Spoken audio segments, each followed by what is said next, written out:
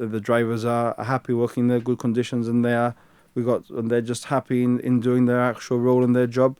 Obviously, the public service that they're going to offer is going to be a better one, which is the primary objective of the whole thing. Lee, you've done this as an employee at the bus company, but not as a union representative, no? No, obviously not. This is something just for the drivers, like you said. This is something we have been talking about within the bus depot for quite some time.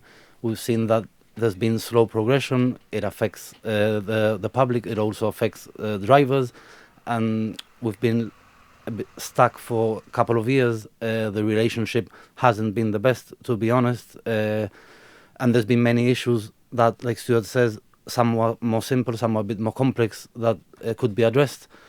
And really happy to have started this off, which is really new and fairly early stages.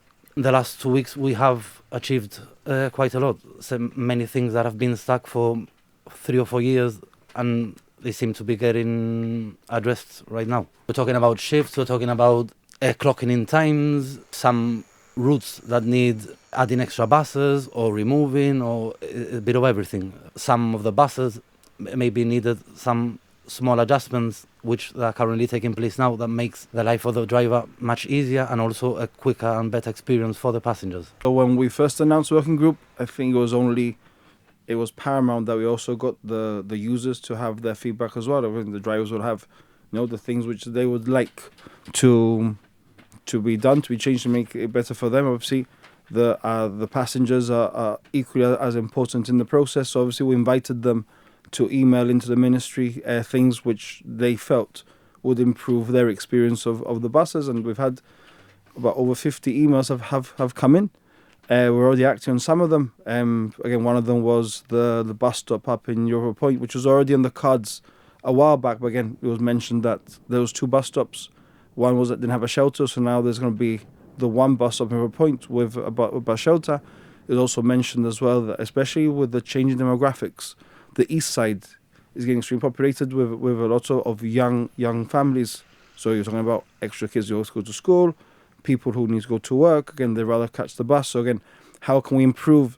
So very early on, me and the minister, we put in 2 new bus stops down in the area for the Jacinto Centenary residents. And again, it was a massive step forward for those residents. Then at the same time, people have thanked us for it when they said, well, but there isn't a bus shelter. Especially now in the winter months, it does get quite nasty down there in terms of the weather. So we actually, right now, this minute, we're actually doing the preparatory works to actually move a bus shelter from somewhere it's not used as much to put it down for the Jacinto Centenary residents, which again should make their lives easier, better, and encourage more people to actually use the bus.